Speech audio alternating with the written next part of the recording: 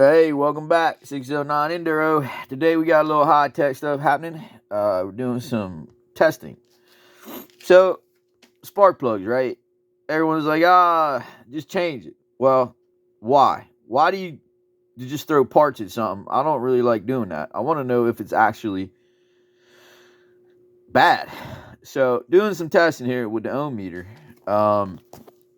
Just some basic principles. Again, everyone probably knows what a spark plug does.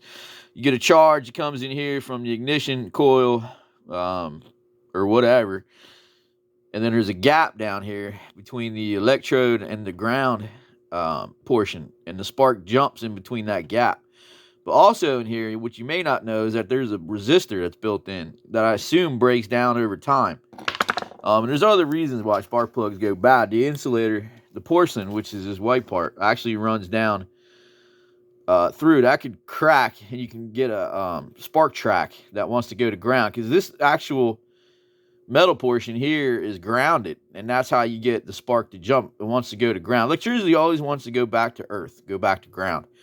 So it jumps that gap right there because it wants to go back to ground. So anyway, again, I'm no expert on any of this. I just like to test stuff to see if it's actually bad and like what's going on, instead of just throwing random parts. Because let's face it, I don't have an endless budget to just wing stuff at this, at my hobbies. I'd rather buy tires and burritos. But anyway, so this one on the right, as you can see, I got two identical spark plugs, BR7ES, which is the book, is what the book says. So this one is an old one, bike.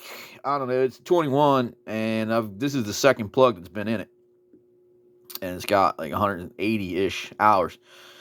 So anyway, when you test it, it comes up with 4.51k ohms, and the new one is 6.15k ohms. And what you do to test is you go from the top portion where the spark comes in. It doesn't matter the order, as far as positive and negative. So from there to that little tiny, hold on, let's get my pointer in here. There, the electrode, that portion. You don't want to touch any of the grounded portion, because you won't get a good reading. You want to touch that portion right there. And that's what gives you your ohms, because it's reading through the internal resistor. So a new one has a higher resistance. What that exactly means, I'm not exactly sure. Usually the higher resistance, less amperage, or vice versa. It depends on DC AC theory. But anyway, getting off track. So there is a difference here. 6.15 is the new one. 4.51 is the old one. Obviously, I replaced it with a new one because I was having some running issues. So anyway, hope that helps. See y'all.